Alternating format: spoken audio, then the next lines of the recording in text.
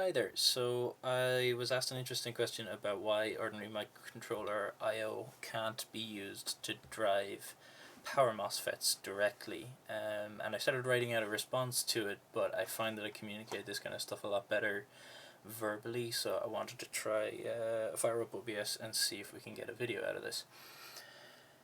So the question was relating to electric skateboard ESC design. An ESC drives a three-phase brushless motor. In heavy or EV industry stuff, they would probably refer to it as an inverter rather than an ESC, but hobby stuff just calls it that. So what I'm going to do is run through a bunch of data sheets, answer a couple of the questions that came up, and hopefully not waste too much time with it. But do take this with a pinch of salt. I'm still an engineering student. I don't necessarily know what I'm talking about, and I can say for a fact that I don't understand all of what's in all of the documents that I'm going to show here. But hopefully the sources should be relatively clear and therefore easy to check if somebody wants to correct me. So the questions asked were, why can the I/O from a microcontroller not drive field effect gates?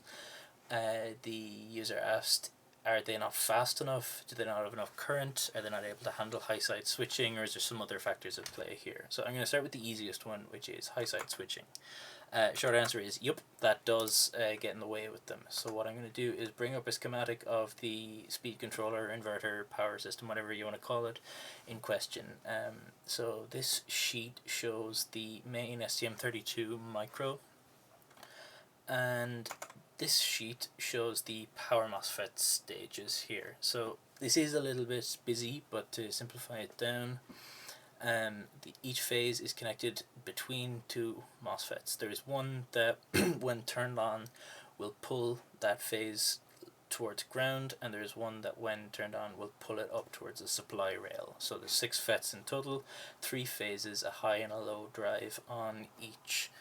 And as the block suggested, can ordinary general purpose micros drive high side switching? In general, no. So most of the all of the I/O relating to the STM32 here is ground referenced, whatever ground happens to be in your system. But each of the I/O pins here can only generate up to plus 5.5 volts relative to ground. It's not 5 volts in a vacuum.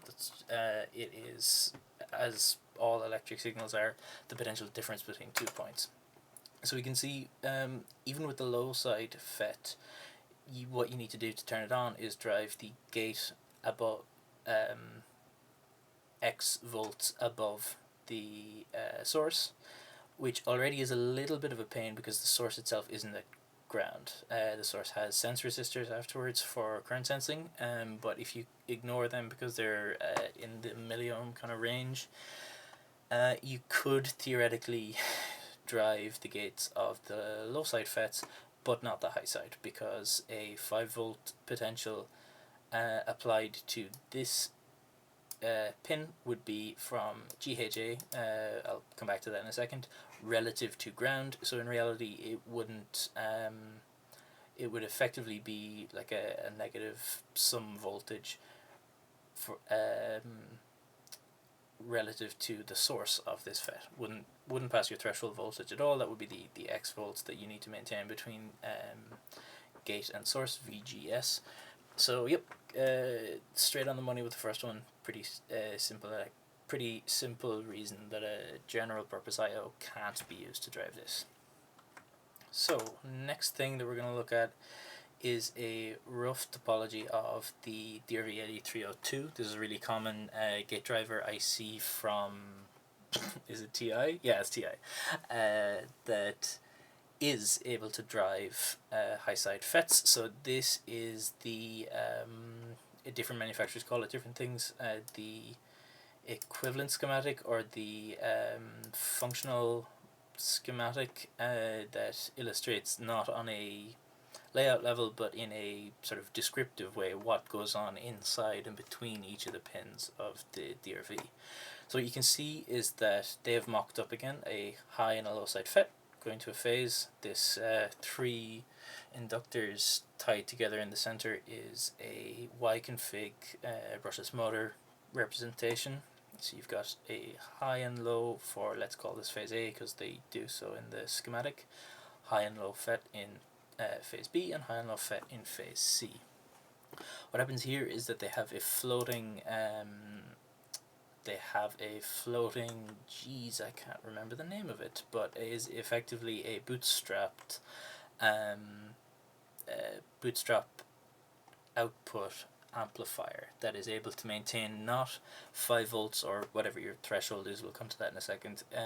It's not just able to maintain 5 volts relative to ground, which again wouldn't do much good for you here because VGS, gate to source, is not 5 volts relative to ground, it's 5 volts relative to this thing that's sitting on top of another FET and an inductive element. What the floating bootstraps amplifier is able to do is maintain a gate drive voltage between two arbitrary points of your selection, and in that case the 2 points are the gate and the source. So you've got a nice voltage gate to source, you've got a clean way of switching a high side FET. So I think that's all the high side stuff out of the way. The next question was, I think, related to current. Yeah, let's go with current next. So what I've got here is a section of the specific STM32 micro that's used in the cheap Fokker, which is the open source, relatively low cost inverter, motor driver, or power stage, whatever you want to call it. And the micro that it uses is, as before, the STM32F405 ABC, whatever it's called. Important section of the datasheet here is the output voltage characteristics. So it gives you VOL and VOH are the output low threshold voltage, so what is considered a logic low and what is considered a logic high in this set of circumstances, this set of circumstances, and etc. So what we get from the datasheet, and another section that I didn't want to scroll up to, is that plus minus 8 milliamps. That's what you can draw out of a GPIO with normal tolerances on this particular STM32. You are allowed to draw plus minus 20, but you get a bit of derating on what is constituted as a logic low and a logic high. Effectively, there's an equivalent series resistance, and as you push a higher current through it, it causes the logic low to sag below whatever it normally considers high or low. So there's huge amounts of information available from ST, which is one of the reasons that their micros are particularly popular, is that not only are the datasheets hugely detailed, but they'll give you beautiful app notes, and I'm actually going to go to one of the app notes in a sec here. But keep in mind, plus minus 8 milliamps under normal conditions, 20 if you're pushing it. This is also subject to absolute maximums, so total sync source current 240 for the whole board. That's not really much of a concern here if you're only talking about 6 FETs and not really driven concurrently, asterisk. So you can skip over that for a sec. What I wanted to go to now, and I have mislaid the PDF, so give me a second, I'm going to pause here. Right, we're on pause. I've recovered the PDF that I was looking for. So this is the datasheet for the power FETs that are used in this particular implementation. And what we're particularly interested in is that threshold voltage that I mentioned earlier. So it's actually slightly lower here than what is typically, anyway, it's 2.7 volts. Let's just take that as read. And the other one that is particularly important is input capacitance. So this tells us how, sorry, that's dynamic, I meant switching characteristics, total gate charge and gate source, gate drain charge, as well as input capacitance, will determine what is needed to drive your FET into active region. So as a quick refresher, if anybody's not super fresh on their field effect transistors, you effectively use 2 plates of a capacitor. One is the gate terminal, the other, once energized, acts as a channel through the FET to conduct from drain to source. So pump charge into this relatively small capacitor. It's a high charge concentration in close proximity through a dielectric layer to the doped silicon underneath, creates a high concentration charge carriers that allows you to create a conductive region.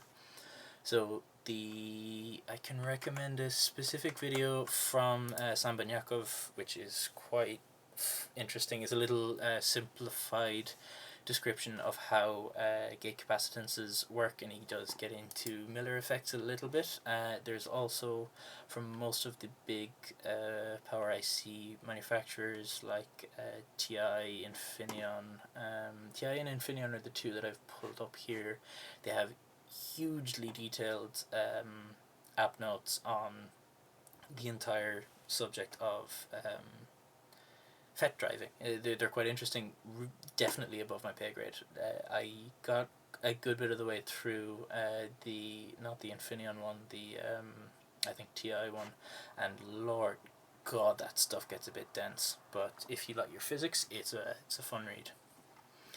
Anyway, what we're focused on here is a rough sort of order of magnitude of the input capacitance and the gate charge that we need to overcome to fully turn this FET on, as well as the threshold voltage.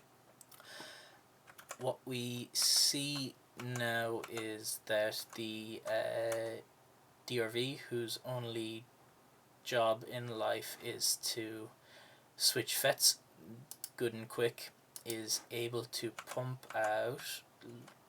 Where is this bastard of a thing gone? Pump out 1.7 amps if the threshold voltage is 2, so that's in the region of what we're looking at, and up to 2.3 amps if there's a higher threshold voltage. So let's call it 1.7, 1.8, because our threshold voltage is a little above 2. This is the instantaneous current that the gate drive outputs of the DRV8302 can push, as compared to our nice and comparatively tame 8 milliamps. So, to finally come back around to the question, high side switching, yup, that is definitely a factor. Like, that's no matter what you do, you need auxiliary circuitry for that, because you can level shift even, you can level shift if you want, but not enough current. Also a major disabling factor here, so 8 milliamps versus 1.7 amps, 1.7, 1.82, whatever. Lastly, you asked about not fast enough. This one threw me for a loop. I'm going to come back to that in a second, but another one that I want to go to for a sec is others. So, to take a step back, on a higher level, why are the I/O of general purpose micros not able to do this? It seems like a relatively important thing. You know, it seems ordinary enough that one would drive FETs off the outputs of a micro. To get a sort of picture of why that's not possible in most cases, I wanted to look at the functional description of the I/O in most STM32s. So this is one of those excellent app notes from ST. This describes all of the ways that you can configure GPIO in general without referencing a specific IC, but it's quite helpful.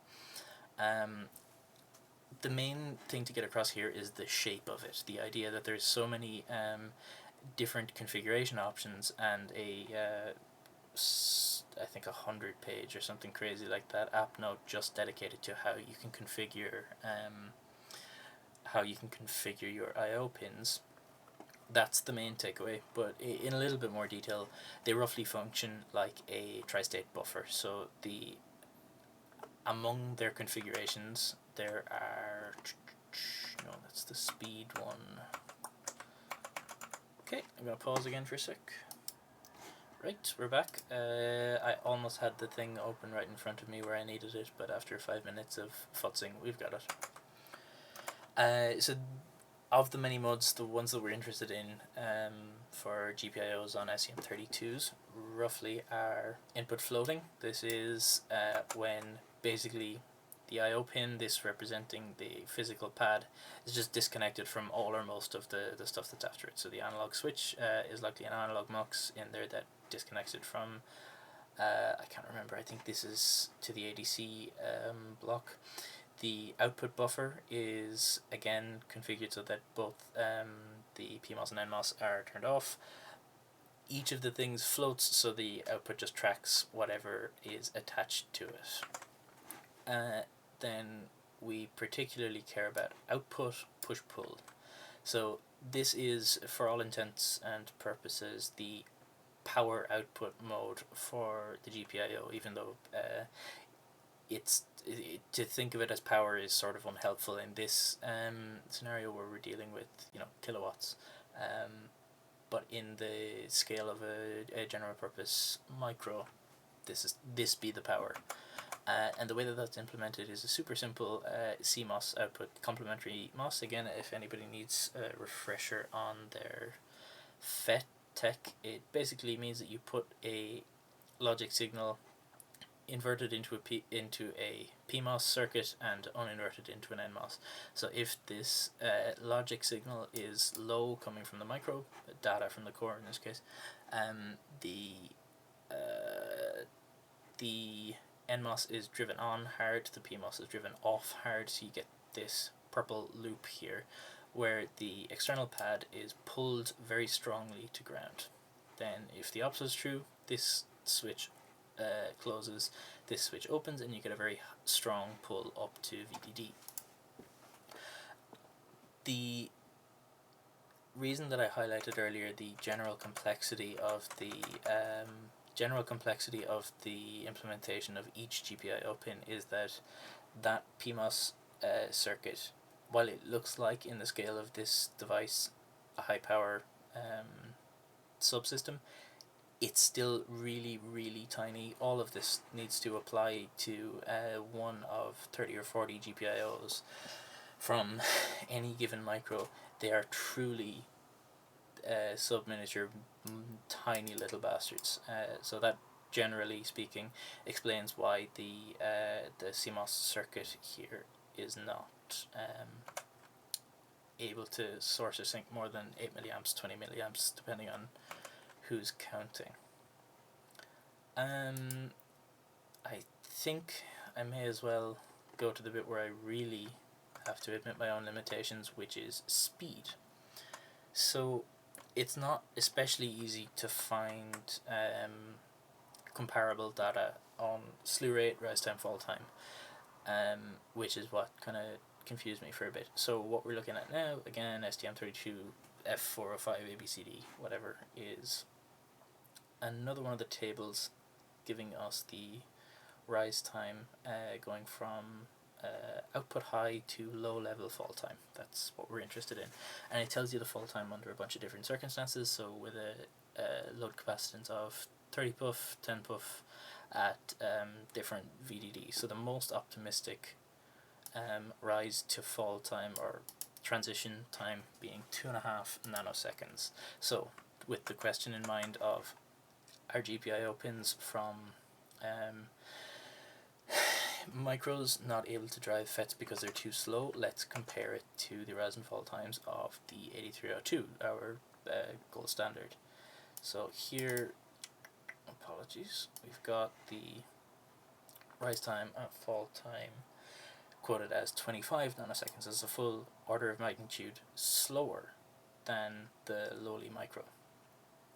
Problem is that this is spec'd at 1 nanofarad and the super optimistic one is spec'd at 10 pico, so 2 orders of magnitude lower load capacitance will do an awful lot for slowing down or speeding up your rise and fall times. Additionally, there's, again, I really outside my comfort zone here, there are some differences with regard to the voltage, but I'm gonna stay quiet on that one, so I'll pause for a sec here.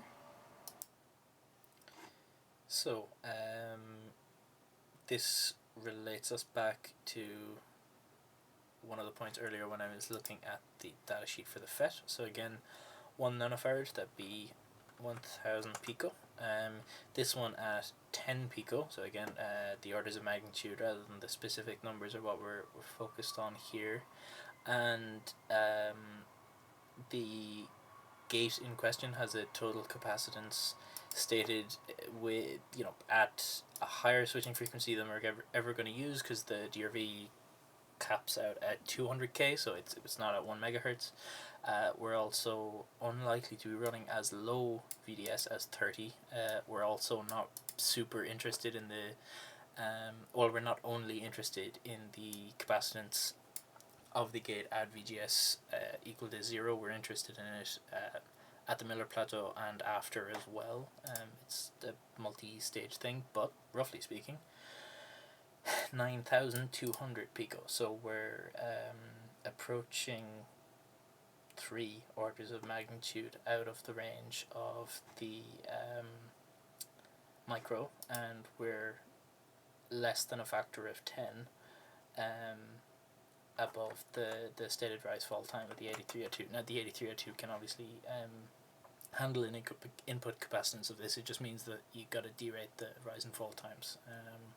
So yeah, speed not really the issue at hand here, but it's like saying that a Usain Bolt should outrun a long distance runner because his stated 2.5 nanoseconds or 25 nanoseconds, his equivalent sprint time is much higher. It's irrelevant if you put him in a marathon, because it's that he will not be functionally able to, or it's not a translatable comparison. There's a bunch of other stuff that pops up along the way here, so you also need to consider not just the internal sourcing capabilities and output impedance and stuff of the I/O pins, but also the way that they're implemented. Getting from from IC to assembly to connector out to your other devices on a PCB or whatever you've seated, however you've attached it to the ESP. Those are likely not geared for any of this kind of high power applications. So the equivalent gate inductance will be much higher compared to a part that was designed for it and a proper implementation of the suggested applications from the datasheet. So if you follow the 8302 datasheet suggestions as compared to following the which are nice and specific about trying to drive FET gates, compared to the suggestions from ST for the STM32, you're definitely not going to end up with a nice low inductance, high current friendly route from this already limited GPIO on the micro out to your FET gate. So yeah, make a long story boring, I'm happy to link a couple of these documents below. Hopefully the structure wasn't a little bit too all over the place, but yes, lots of something else's. Not fast enough, question mark. Not enough current, very much so. High side switching, very much so. Yeah, happy FET probing. Ground stuff properly, don't blow something up.